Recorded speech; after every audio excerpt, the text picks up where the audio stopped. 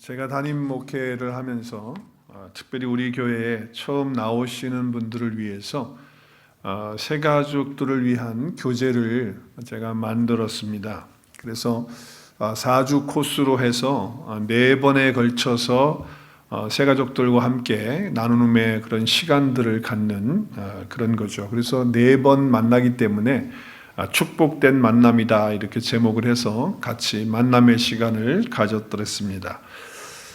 그 제목에 있는 대로 그 만남은 네 가지의 만남이 있는데 그 첫 번째의 만남은 예수 그리스도와의 만남, 두 번째는 성령님과의 만남, 그리고 세 번째는 교회와의 만남, 그리고 네 번째는 온누리 교회와의 만남은 어떻게 되는가, 이렇게 해서 4번의 만남을 통해서 새가족들과 시간을 갖는 그런 시간을 가졌더랬습니다.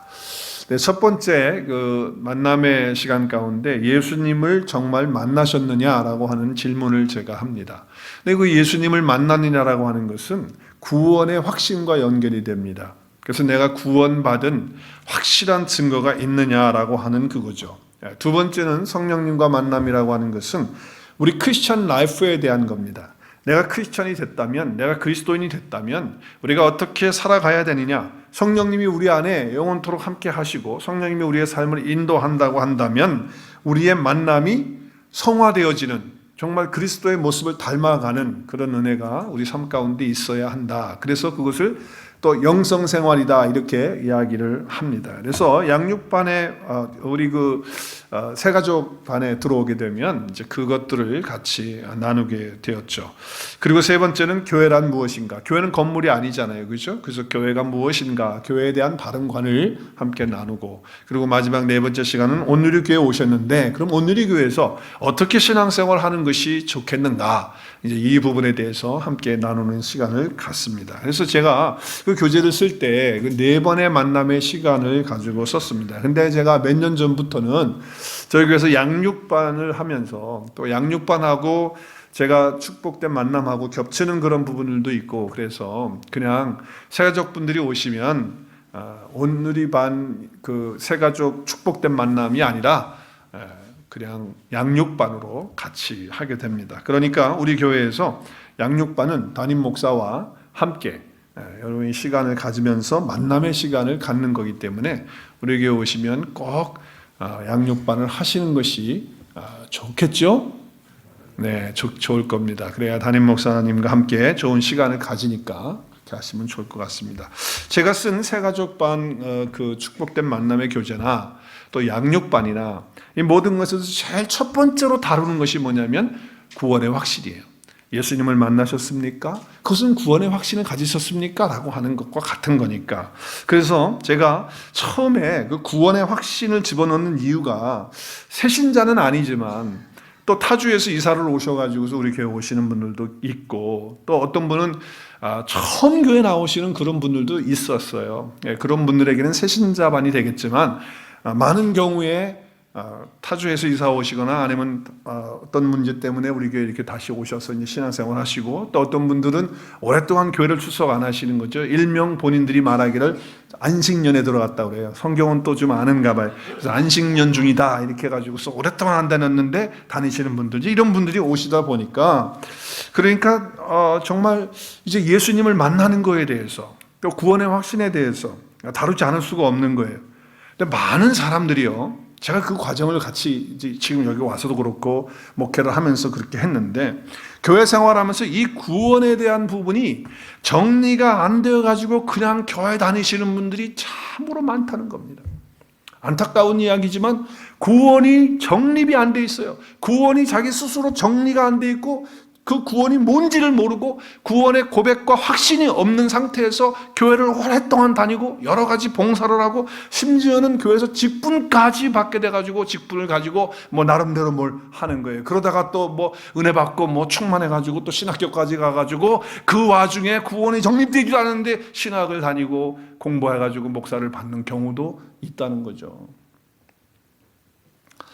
그렇게 되면요, 자신도 갈등스럽고 교회도 갈등스러워지는 거예요.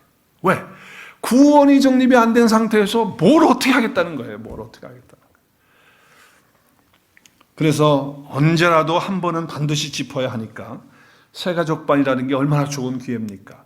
그래서 그 기회에 이제 그 구원의 확신을 스스로 점검하게 되고, 이제는 이제 양육반에서 그것을 점검하게 되는 것이고, 또 우리 1:1 제자 양육반, 1:1로 하는 제자 양육반, 한 사람이 한 사람 우리 하는 거 있잖아요. 우리 교회에, 그죠? 제가 하지 않고 성도들이 하시는 거. 거기에서도 구원의 확신이 제일 먼저 다루면서 또 아주 깊게 그 부분을 터치하게 됩니다. 만약에 구원을 갖지 못한 확신이 있다면 그 시간을 통해서 구원의 확신을 갖고 구원에 대해서 다시 한번 정리하고 자기가 확신할 수 있도록 하는 그런 시간을 갖게 되는 것이죠. 그리고 나서 이제 성령님에 대해서, 교회에 대해서 이제 쭉 이렇게 나누게 될 때에 결국은 성도의 삶이거든요.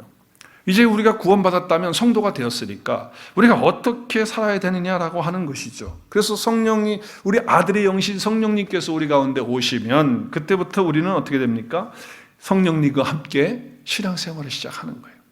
그러면 어떻게 해야 되느냐라고 하는 거죠. 성령님과 함께 동행하면서 우리의 신앙생활을 어떻게 하냐. 신학적으로 따지면 성화의 과정을 어떻게 걸어갈 것이냐라고 하는 거예요. 그래서 그것은 삶에 대한 부분이거든요.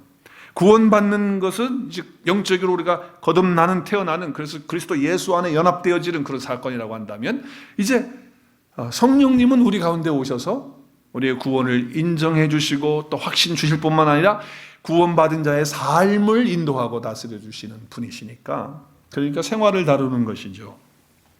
근데 그 생활은 크게 두 가지로 나눌 수가 있어요. 첫째는 내 생활 속에서 하나님과 관계를 어떻게 갖느냐.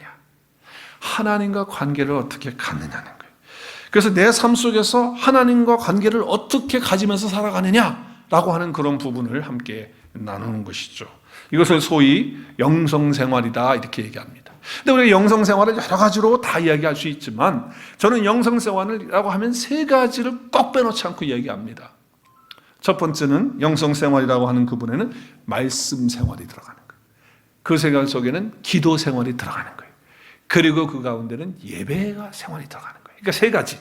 말씀생활, 시작. 말씀생활, 기도생활, 예배생활. 이것이 영성생활이에요. 그래서 하나님과의 관계를 내가 말씀 속에서 어떻게 갖느냐, 내가 기도 속에서 하나님과 주님과 어떻게 관계를 갖느냐, 내가 예배를 통해서 어떻게 하나님과 관계를 갖고 주님과 관계를 맺으면서 생활을 하느냐, 삶을 하느냐. 삶에 대한 부분이지만 하나님과 관계를 갖는 것, 그 부분이에요. 자, 그러면 이 부분에 대해서 다루는데, 먼저 이제 하나님과 어떤 관계라고 하는 것에 대해서 어떻게 살아갈 것이라 다룬 다음에, 그 다음에 한 가지는 이제 사회생활을 어떻게 할 거냐. 하나님과의 관계는 생활 속에서 이렇게 하는데, 그럼 우리는 이제 사회에 나가서 직장도 다녀야 되고, 또 사업도 운영해야 되고, 그리고 또 학교도 다녀야 되고, 또 사람들도 만나야 되고, 그러면 사회생활을 하는 건데, 그럼 그 사회생활 속에서 내가 어떻게 할 것이냐라고 하는 것, 그 너무 중요한 거예요. 내가 이 세상에서, 이 땅에서 어떻게 살아가야 됩니까? 내가 그리스도인으로서 어떻게 살아가야 될까요? 뭐 여러 가지 것들을 이야기할 수 있을 거예요. 그러나 정말 그리스도인답게 내가 세상을 살아가려고 한다면 어떤 관점을 가지고 살아가느냐에 달려있다는 거예요. 내가 어떤 관점에 대한 건 정말 point of view 아니에요. point of view. 내가 어떤 관점으로 지금 모든 것을 바라보고 생활하느냐라고 하는 것이 참으로 중요한 거예요. 직장에서 내가 어떤 관점으로 직장 생활을 하느냐, 내가 가정에서 어떻게 생활을 하느냐, 무슨 관점을 가지고 생활하느냐는 거예요. 내가 사람들과 만나요. 그래서 여러 가지 교제를 해요. 그러면 내가 사람들과 만나서 사회생활을 하는 데 있어서 어떤 관점을 가지고 사회생활을 하느냐, 이게 참 중요한 것이죠. 그래서 기본적인 것, 중요한 것은 관점이 달라지면 우리의 삶이 달라진다는 거예요. 우리가 보통 관점 그럴 때 그것을 좀 더 다른 말로 말하면 이렇게 얘기하죠. 무슨 관 그렇게 얘기를 해요. 그래서 여러분, 세계관, 당신의 세계관은 뭡니까? 세계를 어떻게 봅니까? 그 세계관이라고 하는 거예요. 그렇죠? 인생이라는 게 뭘까요? 이렇게 하는 건 인생관이라고 그래요. 인생관. 인생이 뭡니까? 여러분 스스로 묻잖아요. 또 다른 사람에게도 묻기도 하고 듣기도 하잖아요. 인생이 뭘까? 또 여러 가지 것으로 자기 어떤 인생에 대한 관이 나름대로 있다 그 말이에요. 그래서 인생을 살아가면서 인생관이 어떠하냐에 따라서 인생이 달라진다 그 말이죠. 가치관도 마찬가지입니다. 내가 어떤 밸류, 어떤 가치를 두고 살아가느냐에 따라서, 어떻게 보느냐에 따라서 내 삶이 달라지는 거예요. 직업관도 마찬가지예요. 내가 직업을 생각할 때 어떤 관점으로 직업을 보느냐에 따라서 직장 생활이 달라진다는 거예요. 그렇기 때문에 그리스도인답게 살아간다는 것은 그리스도인이 가져야 될 관점, 그리스도인이 가져야 될 관점으로 살아가야 된다라고 하는 거예요. 그렇게 되면 세상 사람들하고 다른 관점으로 삶을 살아갈 수가 있다는 거예요. 그 관점 중에서 정말 실제적이고 또 우리에게 정말 프랙티컬하게 그렇게 주는 그것이 있다고 한다면 저는 가치관이라고 여겨져요. 가치관. 내가 어디에다가 밸류를 두고 사느냐에 따라서 내 행동 달라집니다. 가만히 한번 말씀을 들으면서 생각을 해보세요. 내가 가치관이 어디에 있느냐에 따라서 내 말과 행동과 내 삶의 영역이 달라져요. 그러니까 내가 이렇게 행동하는 것은 내가 그렇게 가치관을 가지고 있기 때문에 그렇게 행동한다라고 하는 것이죠. 그렇기 때문에 가치관이라는 것이 얼마나 중요한지 몰라요. 자, 오늘 주일이에요. 그래서 여러분 예배에 이렇게 나오셨어요. 정말 우리 이렇게 마스크 쓰고 말이죠. 거리 두면서 이렇게 현장 예배 나오는 거 쉽지 않은데, 물론 주사를 이렇게 2방 다 맞으신 분들은 안전하게 이렇게 또 오셔서 예배 드리시지만 오늘 주일이에요. 그래서 예배 나오신 여러분들, 현장 예배 나오신 여러분 모두를 주님의 이름으로 축복합니다. 축복해요.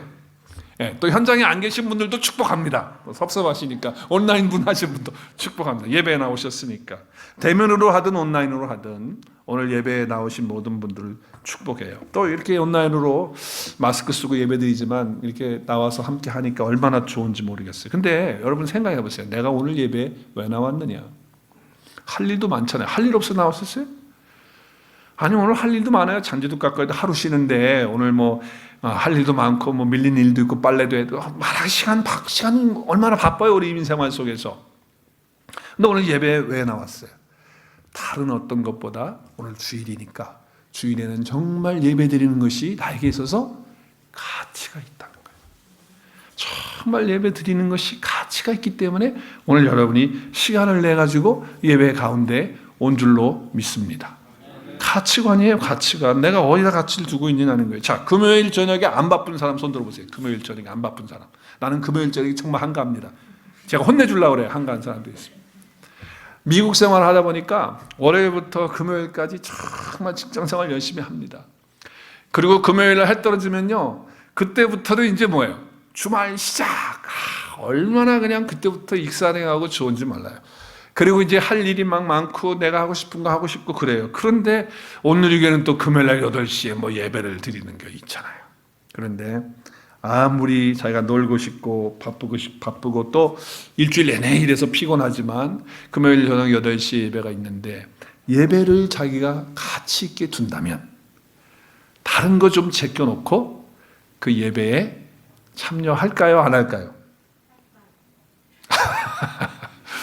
당연히 예배의 가치를 두는 사람은 금요일 예배에 무슨 특별하게 내가 직장에 매여 있다든지 아니면 사업에 어떻게 할 수 없어서 하는 상황은 안 되지만, 그렇지 않고 내가 자유로운 몸이라고 한다면 금요일 예배에 당연히 예배의 가치를 두니까 참여하게 되는 거예요. 자, 토요일 아침 7시 이른 시간 아니에요. 우리 옛날에 6시에 새벽 예배인데 그때 현장 예배 다 나오시고 그러셨는데 요즘에 7시에 해도 잘 안 나와요.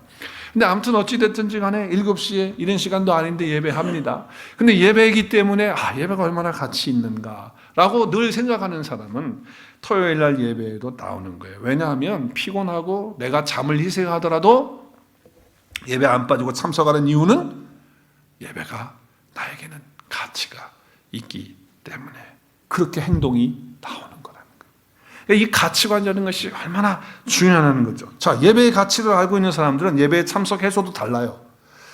예배 참석해가지고서 생각 속에 내가 오늘 가스불을 끄고 왔나 안 끄고 왔나, 그라지 문 열어놓고 온 거 아니야, 그러면서 온갖 생각을 다 해가지고 예배 집중하지 않는 사람이 아니고, 또 예배 드리면서 저 사람 오늘 안 나왔나 또 저 사람 예배 잘 드리나 안 드리나 감독하면서 거기에 신경 쓰고 예배에 흐트러지고 왔다 갔다 하면서 그렇게 하잖아요. 예배에 가치 있는 분은요, 어떻게든지 예배 시간에 정말 집중하고 또 하나님께 영광 돌리기 위해서 몸부림을 치는 거예요. 왜? 예배가 가치가 있기 때문에. 다른 거예요. 태도가 다르게 나오고 행동이 다르게 나오는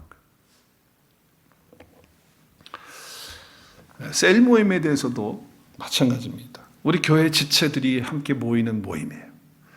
그 모임인데 우리가 셀 모임을 모이면서 형제자매들이 한번 말씀 안에서 서로 교제하는 시간 아니에요. 그리고 생활 속에서 은혜 받은 것들을 함께 나누고 또 힘든 일이 있으면 서로 격려하고 또 기도해주고 하는 그런 시간이에요. 그런데 셀 리더가 우리 셀 모임 매달 며칠 언제 모입니다. 어떻게 잊어버릴 수가 있겠어요. 가치가 있는 건데. 잊어버리는 건 잘한다고 아마 달력에다 표시해놓고 뭐 별걸 다 해가지고서 안 잊어버리게 할 거예요. 그런데 뭐라고 그러십니까? 왜 참석 안 하셨어요? 셀 모임 했는데 잊어버렸어요. 그래요. 나는 가치가 없어요. 그 얘기예요. 셀 모임에 가치를 두는 사람은요, 다른 거 희생하고 보생하더라도 그 시간을 생각하고 염두에 두고 그 시간이 이제 곧 다음 주 목요일이지, 화수요일이지, 언제지 우리 하지, 이런 시간을 갖고 또 잘 왔다 갔다 헷갈리면 셀리더한테 전화해가지고 우리 셀 모임 언제 한다고 그랬죠? 이렇게 하면서 관심을 갖는 거예요. 왜? 거기에 가치가 있기 때문에 그런 거예요. 내가 소중한 거거든요. 여러분이 돈 버는 것에 가치가 있기 때문에 그것을 위해서는 다른 거 다 포기하고 돈 버는 일은 열심히 하잖아요. 물론 생계가 달려 있으니까 어떨 때는 마지 못해서 정말 피곤해도 힘들어도 할 수 없이 하는 경우도 있지만 돈의 가치를 인정하지 않을 수는 없어요. 정말 돈의 가치는요, 우리가 다 알잖아. 얼마나 가치가 있어요. 그러니까 돈 앞에서는 다 우리가 행동을 보면 알아요. 네, 어떤 분은 스포츠 하는 것도 마찬가지고요. 놀러 가는 것도 마찬가지고요. 다 마찬가지예요. 나의 가치가 어디에 달려 있는가? 정말 중요한 것은 가치관이라는 거예요. 내가 어떤 가치관을 갖고 살아가느냐에 따라서 그리스도인의 세상 속에서의 삶이 달라진다. 그것을 결정하는 게 바로 가치관이라는 거예요. 그 가치관에 대해서 오늘 본문에서는 말씀하고 있어요. 그 가치관에 대해서. 자, 오늘 믿음의 선진들에 대해서 히브리 저자가 쫙 이야기를 하면서 이제 모세의 순서가 왔어요. 그래서 모세의 순서에 대해서 왔는데 오늘 그 부분을 우리가 앞부분은 그 부모에 대한 부분은 안 읽고 이제 모세의 부분만 세 절을 같이 읽었습니다. 자, 먼저 말씀 볼까요? 자, 오늘 24절에 보면 믿음으로 모세는 장성하여 바로의 공주의 아들이라 칭함 받기를 어떻게 했다고요? 거절했다는 거예요. 자, 공주의 아들이면 뭡니까? 공주의 아들이면 뭐예요? 왕자예요, 왕자. 애굽의 왕자. 그러면 세상적으로 정말 얼마나 그 당시에 애굽이 가지고 있는 그 명성은 말로 할 수 없는 거거든요. 그런데 지금 바로의 공주의 아들에 칭하는 것들을 거절한다는 거예요. 왜냐하면 그것보다 더 가치 있는 것이 있었기 때문이라는 거예요. 그럼 그게 뭘까? 그게 뭘까요? 모세는 깨달았어요. 자기가 누구인지, 자기 정체성에 아이덴티티. 내가 누구냐? 나는 지금 바로의 공주의 아들이 아니구나. 나는 하나님의 아들이고, 그리고 아브라함의 뿌리가 아브라함의 믿음의 조상 아브라함의 내가 후손이고, 그리고 하나님이 나를 부르셔서 내가 하나님의 자녀가 된, 하나님의 백성이 된 그런 자구나 라고 하는 그 사실을 알면서 이 하나님의 백성, 하나님의 아들이 된 그 가치가 얼마나 중요한지 바로의 공주의 아들이 되는 것들에 대해서는 뒤로 놓는 거예요. 뒤로. 그거를 무시하고 그것이 싫어했다는 게 아니고 그건 뒤로 가는 거예요. 왜? 더 가치 있는 것이 있으니까. 그래서 그것을 나를 애굽의 왕자다 이렇게 불리는 거에 대해서 별로 그렇게 좋아하지 않고 오히려 하나님의 아들이다라고 불려지는 걸 더 좋아하는 거예요. 왜? 그게 더 가치가 있으니까. 내가 누구냐? 나는 바로 하나님의 자녀다. 하나님의 아들이다라고 하는 거예요. 여러분이 신앙생활하면서 내가 누구냐라고 하는 이 사실을요 분명하게 하고 확고하게 해야 돼요. 거기에서 우리의 믿음의 힘이 나오는 줄로 믿습니다. 내가 누구냐라고 하는 거. 바로의 공주 아들보다도 하나님의 아들이라는 거예요. 자기는. 그것이 더 가치 있다는 거예요. 그렇기 때문에 지금 뭐 하는 거예요? 지금 모세는 더 좋은 것을 선택할 수 있는 힘을 갖는 거예요. 여러분, 명예를 갖는다는 것이 죄입니까? 아니에요. 절대 죄가 아니에요. 명예를 갖는 게 나쁜 겁니까? 아니에요. 좋은 거잖아요. 그런데 그것보다 더 가치 있는 것이 있다는 거예요. 그러기 위해서는 그것을 거절해야 더 가치 있는 것을 붙잡을 수 있다는 거잖아요.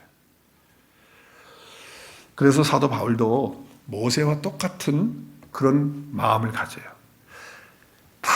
바울이 예수 그리스도를 만난 후에 그의 가치가 바뀌어집니다. 예수 그리스도에게로 가치가 왔어요. 그리고 정말 자기의 보아는 예수 그리스도예요. 그러니까 나머지 자기가 가치로 있게 여겼던, 정말 중요하게 여기고 귀하게 여겼던, 가치 있게 여겼던 것들을 다 해로 여기고, 나한테 나쁜 걸로 여기고, 그리고 다 배설물로 여겨버리는 거예요. 자, 오늘 말씀 보세요. 빌립보서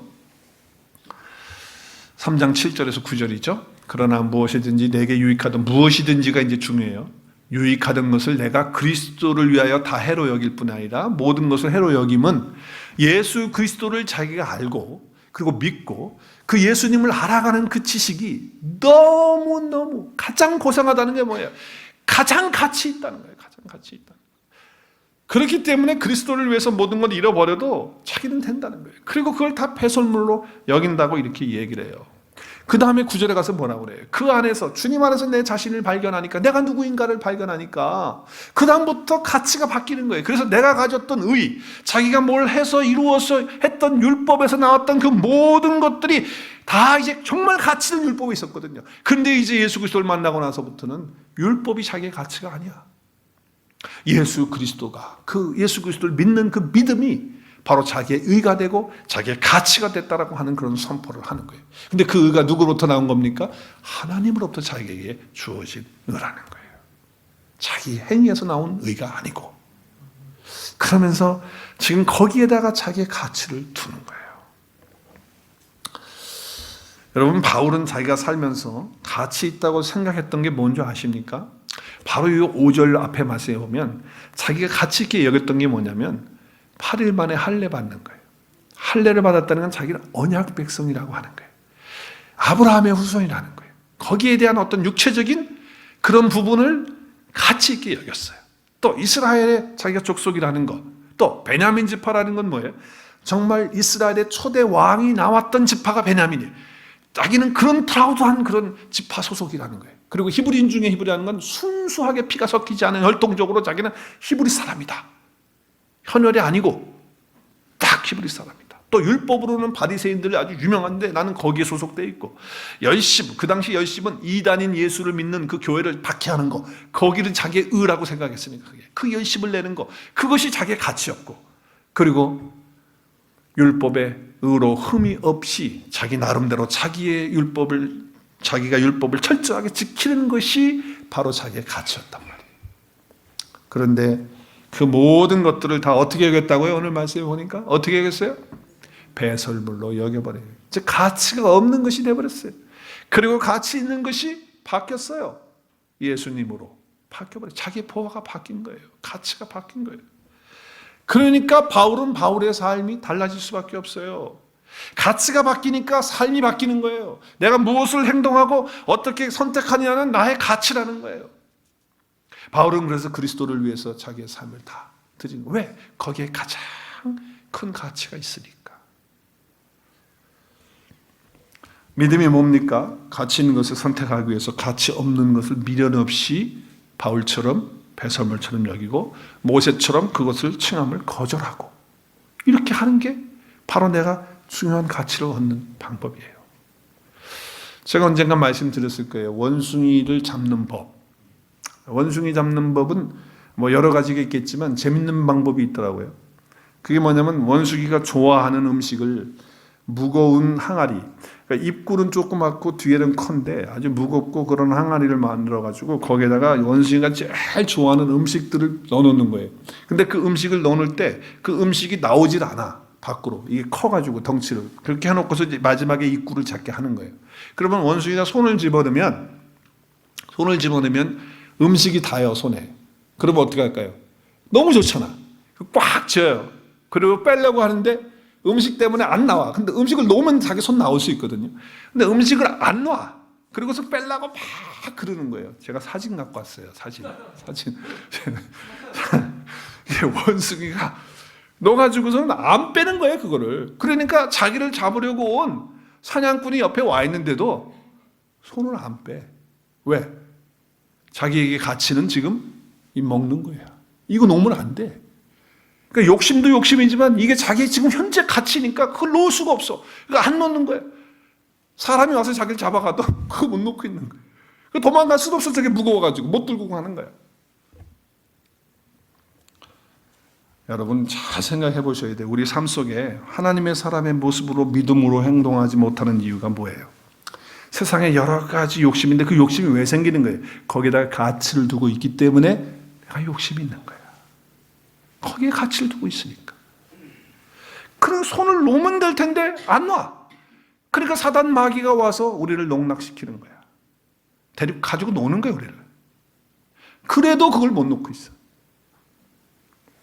그러니까 그 가치가 얼마나 중요하냐는 거예요. 우리 그리스도인들은요, 이 가치관을 정말 그리스도 예수 안에서 바르게 가져야 된다라고 하는 거예요. 마태복음에도 나오고 누가복음에 나오지만 마태복음 19장에 보면 젊은 부자이고 관원이 청년이죠. 아주 청년인데 부자고 관원이니까 가질 거 다 가진 사람이야. 근데 그가 예수님 앞에 나와가지고 선한 선생님, 그 선생님이라고 부르면서 내가 무슨 선한 일을 해야 영생에 대한 갈급함이 있었어요. 그래서 내가 무엇을 해야 영생을 얻을 수 있겠습니까? 라고 이렇게 물어요. 그럴 때 예수님이 그렇게 얘기하십니다. 네가 계명들을 지켰느냐? 그러니까 그 젊은 청년이 이렇게 얘기해요. 제가 어려서부터 그 계명들을 다 지켰습니다. 그래서 그 계명들을 예수님이 얘기하잖아요. 어떤 거예요? 간음하지 말라, 살인하지 말라, 부모를 공경하라. 뭐 쫙 예수님이 얘기를 하셔요. 그때 그 청년이 하는 말이 다 지켰다는 거예요. 20절에. 그러면서 뭐라고? 아직도 내게 뭐가 부족합니까? 다 지켰는데? 영생 얻을 수 있는 거 아닙니까? 그때 21절에 예수님 뭐라고 말씀하세요?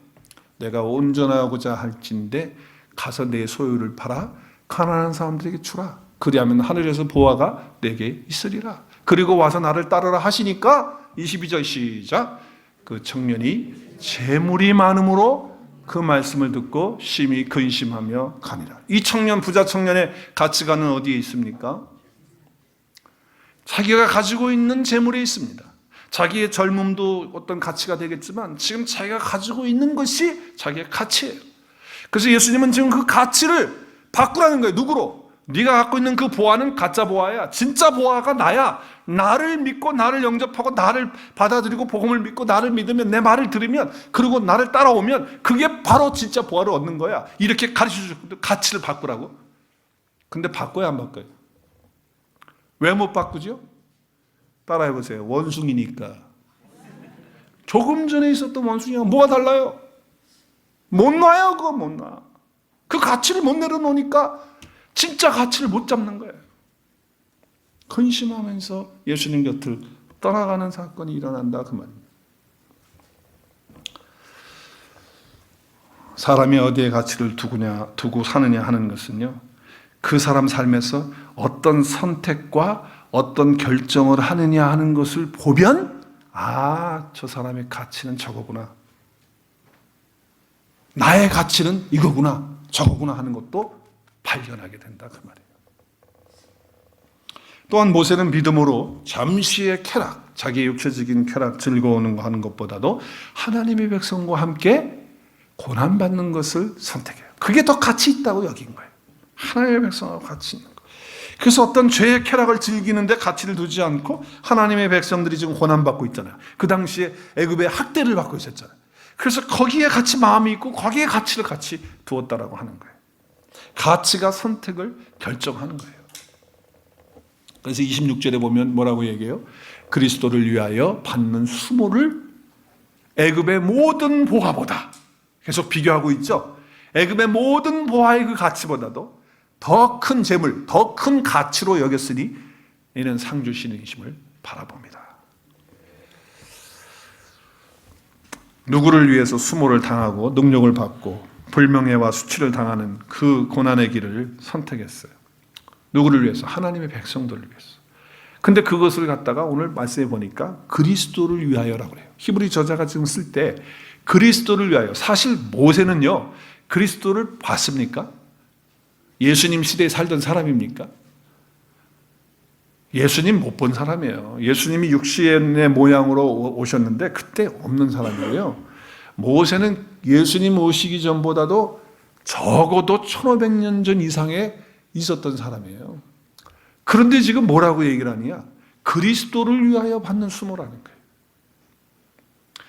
그러면 그리스도를 위해서 받는, 그리스도를 위한다라고 하는 것이 뭐냐라고 하는 것을 생각해 봐야 돼요. 우리는 너무 추상적이잖아요. 하나님을 위해서, 주님을 위해서. 우리는 추상적으로 그렇게 얘기를 해요. 그럼 실제적으로 주님이 우리 앞에 육신적으로 계신다 그러면 우리가 주님을 위해서 뭘 할 수 있다고 하지만 지금 육신적으로 주님이 여기 안 계시잖아. 근데 우리는 뭐라고 얘기해요? 다 주님을 위해서 하는 겁니다. 하나님 위해서 해야죠. 그럼 실제적으로 그게 뭐냐는 거죠. 오늘 본문의 말씀을 통해서 보면 결국 뭐예요? 하나님의 백성들을 위해서 섬겨주고 그들을 도와주고 그들과 함께 해주고 하는 이것이 바로 그리스도를 위한 거예요. 하나님을 위한 거라는 거예요. 그러니까 여러분, 그리스도께서 사랑하신 사람들을 위해서 사는 것이 바로 그리스도를 위해서 사는 거예요. 여러분, 우리 가운데 힘든 분들이 있을 수 있잖아요. 어려운 분들이 있을 수 있잖아요. 아파하는 분들이 있을 수 있어요. 상처받아 쓰러져 있는 분들이 있을 수 있잖아요. 그랬을 때 우리가 그냥 외면하지 말고 정말 그들에게 다가가서 기도해 줄 뿐 아니라 도와주고 섬겨주고 정말 격려해주고 또 일으켜주고 함께 붙들어주고 또 고통당할 때 함께 그 자리에 함께 해주고 이렇게 하는 것들이 다 뭐다? 그리스도를 위한 것이다. 하나님을 위한 것이다. 지금 이렇게 말하는 거예요. 뿐만 아니라 하나님의 형상으로 창조된 사람들을 하나님이 가장 귀하게 여기는 거예요. 가치 있게 여기는 게 하나님의 형상의 존재가 아니에요. 그런데 하나님의 형상을 잃어버려진 자들이 있단 말이에요. 그 자들을 향해서 함께 같은 마음으로 정말 주님의 그 마음, 긍휼의 마음으로 그들에게 다가가고 손을 뻗치고 말씀으로 섬겨주고 그리고 복음 전해주고 그리고 그들의 필요를 채워주면서 그들을 하나님 앞으로, 그래서 하나님의 형상을 다시 찾을 수 있도록 해주는 그와 같은 일을 하는 그것이 바로 그리스도를 위한 거고 그것이 하나님을 위한 것이다 그 말이죠. 그래서 여러분, 우리가 정말 한 영혼이 세워져서 그리스도의 장성한 분량에 충만한 자리에 나도 이루고 그 사람도 이룰 수 있도록, 그래서 하나님의 백성들이 다 정말 건강하게 굳건하게 서서 하나님의 나라가 점점 확장되어지는 것을 보도록 하는 그런 삶이 바로 그리스도를 위한 거예요. 그게 하나님을 위한 거죠. 그러니까 여러분 한번 따라하십시오. 성도들을 위해서 기도하는 일에 가치를 두십시오. 여러분, 성도들을 위해서 정말 내가 알고 있는, 내가 함께하고 있는, 함께 예배드리고 있는 이분들을 위해서 정말 기도하는 일에 가치를 두십시오. 또 믿음이 아직 어린 분들이 있어요. 이제 믿으려고 하고 아니면 이제 믿었는데 정말 어린아이같이 이제 막 걸으려고 하는 그런 분들이 있잖아요. 그럼 그런 분들을 위해서 말씀으로 세워주고 격려해주고 붙들어주고 그래서 성장할 수 있도록 그렇게 하는 일에 가치를 두시라고 말이에요. 예배하는 일에 여러분이 가치를 두십시오. 제가 조금 전에 서론으로 말씀드린 것처럼 정말 여러분이 가치를 어디다 두고 사는 거예요? 정말 예배에 두고 사는 거 맞습니까? 예배에 두고 사세요. 그리고 예배에 가치를 두는 사람은요, 예배를 준비합니다. 일찍 나와서 준비하고요. 또 예배 나오시는 분들을 위해서 섬겨주고, 공기가 탁하지 않나, 아니면 또 바이러스가 있지 않나, 그래서 토요일마다 또 우리 권사님 오셔서 우리 소독해 주잖아요. 소독 쫙 해주시고, 다 예배를 위해서 그렇게 섬겨주는 사역들을 한단 말이에요. 거기에 가치를 두는 거예요. 일찍 나오셔서 준비하잖아요. 열악한 환경에 있고 더 어려운 상황 속에 있는 여러 민족들과 나라 복음 전하고 선교하는 일에 여러분이 가치를 거기에 좀 두십시오. 그래서 나는 좀 검소하게 살고, 나는 전략해서 살고 그들을 위해서 정말 힘들지만 내가 따로 뛰어서 구제헌금하고 선교헌금하고 하는 거기에 가치를 두란 말이에요. 내가 그냥 가서 비싼 음식 사 먹고 비싼 옷 입고 그런 거 좀 줄이고 조금만 줄임을 할 수 있다 그 말이에요. 가치가 거기 있다면 하지 말라는 게 아니에요. 우리도 먹어야지, 우리도 입어야지, 해야지. 그러나 그 뭐 비싼 거 브랜드네임 살 필요 뭐 있냐 말이에요. 조금 내가 불편해도 가치를 좀 그런 데다 두고 살자 그 말이에요. 어떤 사람이 어떤 가치관을 가지고 있냐는 것을 알고 싶다면 제가 뭐라고 그랬어요? 그분의 선택을 보면 안다고 그랬어요. 뭘 선택하느냐? 모세는 지금 잠깐 자기 좀 좋다고, 자기 좀 편하다고, 자기에게 뭐 좀 유익이 있다고 그래가지고 그거를 가치를 두는 게 아니고 정말 힘들고 어려운 하나님의 백성들에게 자기 가치를 두고 있었다라고 하는 거예요. 그 이유는 뭐냐? 그 이유는 뭡니까? 하늘에 상이 있는 것을 믿었기 때문입니다. 하늘에 상이 있음을 믿었어요. 그리고 그 상을 바라봤다는 거예요. 네. 여러분, 우리가 천국의 상급 그럴 때 여러분은 어떻게 생각하는지 모르겠지만 저는 처음에 천국 상이 있다, 천국에 가면 상 받는다라고 했을 때 참 이해가 잘 안 되고 좀 고민이 된 적이 있어요. 뭐 지금은 다 풀렸습니다. 근데 과거에 그랬다는 거예요. 여러분은 혹시 그런 고민 안 해보셨는지 몰라. 천국 가면 상 받는 거 우리 부흥 강사님들이 하시는 대로 열심히 봉사하고 열심히 교회하시는 분들은 금멸류관 탁 씌워주고, 그리고 거기다가 또 다이아몬드 5개 탁 뭐 2캘럿짜리로 아니면 10캘럿짜리로 탁 박아주는 거, 그런 거 생각하세요? 부흥사들이 그렇게 얘기했으니까. 그리고 땡땡이 까고 교회 안 나오고 봉사 안 하고 그런 사람은 개털 모자 쓴다 그러고 막 그러면서 협박했잖아. 그래가지고 그거가 들어와 있어가지고 상급, 내가 이제 예수님 만나고 성경을 저는 예수님 만나고 정말 성경에 빠져버렸어요. 정말 성경에 빠졌어요. 막 성경 공부하는지 찾아다녔으니까. 내가 볼 때 미쳤어, 내가 봐도. 한 번도 예수 믿을 때 스스로 교회 다니면서 모태신앙이겠지만 스스로 성경 읽은 적이 거의 없는데, 예배 시간에만 폈던 기억밖에 없는데, 그렇게 그냥 예수님 개인적으로 인격적으로 만나고 난 다음부터는 그렇게 성경을 읽고 막 줄치고 한뜻 빨간 줄 파란 줄 녹색 팍 치고 성경 공부 다니고 그랬단 말이에요. 그런데 읽어보니까 상이 있단 말이야. 상을 주신다고 그러는데 이 상에 대해서 고민이 많은 거예요. 왜냐하면 천국이라고 하는 것은 최상급이거든요. 천국보다 더 좋은 게 어디 있어? 있습니까? 없잖아. 천국이 가장 좋은 것이에요. 천국이 부족한 거 있습니까? 없습니까? 제가 너무 유치원적인 질문을 했나요? 천국에 부족한 거 있어요? 없어요? 천국에 뭐가 부족한 게 있습니까? 천국에 부족한 거 하나도 없어요. 근데 가서 뭘 또 받겠다는 거예요? 천국에 부족한 게 없는데. 그래서 저의 생각으로는 좀 이해가 안 됐어요. 천국이 완전한 곳인데 거기 가서 내가 또 뭘 받는다? 그게 뭘까? 근데 오늘 말씀도 그렇잖아요. 모세가 상방을 바라봤다. 또 성경 여러 군데에서 상을 얘기하고 있고, 사도 바울도 상에 대한 얘기를 하고 있고, 예수님도 상에 대한 얘기를 하시고. 그렇다면 분명히 상이 있어요, 없어요? 있죠. 말씀에서 말하고 있는데 있는 거예요. 상은 분명히 있다 그 말이에요. 그렇다면 그 상이 뭘까? 그 상이 뭘까? 성경을 통해서 볼 때 짐작되는 것이 있어요. 우리 하나님께서 우리에게 상을 주실 때 절대로 물질적인 거 아니에요. 또 세상적으로 우리가 생각하는 그런 상은 분명히 아닐 거예요. 분명히 저는 그렇게 확신해요. 아니에요. 세상에서 보는 그런 상은 아니에요. 하늘의 상에 해당이 안 되니까 그런 것들은. 그렇다면 하나님께서는 어떤 형태인지는 모르지만 상을 주실 텐데 그 상이 뭘까? 뭐 면류관으로 표현도 하고 이렇게 다 표현하는데 그 상이 뭘까? 한번 따라하겠습니다. 하나님이 나를 인정해 주시는 것, 하나님이 나를 칭찬해 주시는 것. 여러분, 하나님이 나를 인정해 주시고 나를 칭찬해 주시는 거예요. 잘했다, 착하고 충성된 종아. 어깨 두드려주고 나 안아주시고, 너 많이 힘들었지? 그럼 내가 눈물을 또 흘지도 몰라. 힘들었다 그러면 눈물도 닦아주시고. 그게 상이에요. 여러분, 세상에서도 누군가가 나를 인정해주고 칭찬해줄 때 얼마나 기쁘고 좋은지 몰라. 어떤 분은 교회를 안 나와서 신방을 갔더니 목사님이 저 집사는 칭찬해주고 나도 똑같은 일 했는데 나를 칭찬 안 했기 때문에 교회 안 나온다는 거예요. 그래서 삐졌어. 인정 안 해주고 칭찬 안 해줬다 그 말이에요. 그래서 참 목사 힘들어요. 누구는 칭찬해주고 누구는 안 해주고 할 수도 없고, 이거 어떻게 하면 좋아? 또 잊어버릴 때도 있잖아. 그럼 어떻게 하면 좋아 이거. 근데 우리 주님은 절대 잊어버리지 않으시니까 걱정하지 마시고, 반드시 내가 하늘의 가치를 가지고 살면, 모세처럼 믿음으로 이렇게 살면 주님은 반드시 우리에게 상을 주실 줄로 믿습니다.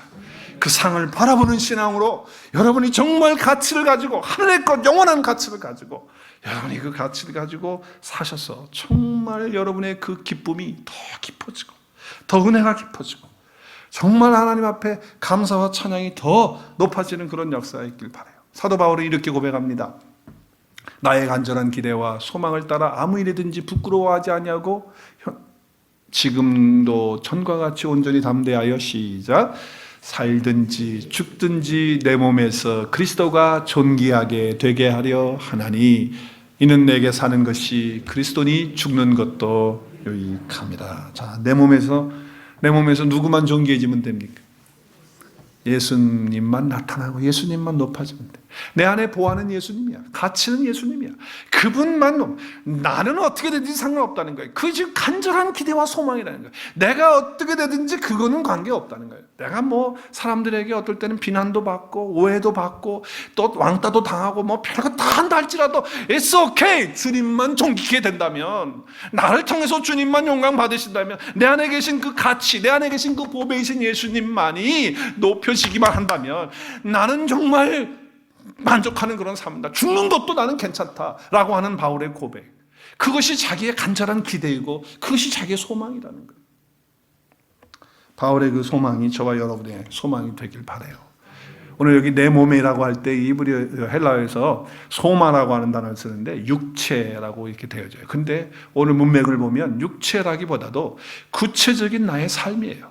내 생활이에요. 그러니까 내 몸에서라는 게 뭐예요? 나의 구체적인 삶 속에서, 내 생활 속에서, 내가 아니라 내 안에 진짜 가치이신, 내 안에 진짜 보화이신 예수님께서 존귀케 되어진다면 나는 그것으로 유익하고 그것으로 기쁘다. 그것이 나의 기대고 소망이다. 이런 가치관이 저와 여러분의 가치관이 되실 수 있기를 주의 이름으로 축복합니다. 이것이 바로 그리스도인의 가치관이에요. 여러분의 가치는 어디에 있습니까? 여러분의 가치는 어디에 있습니까? 여러분의 가치관이 여러분의 삶을 결정하는 겁니다. 다시 한번 묻습니다. 여러분의 가치관은 어디에 두고 있습니까? 기도하겠습니다.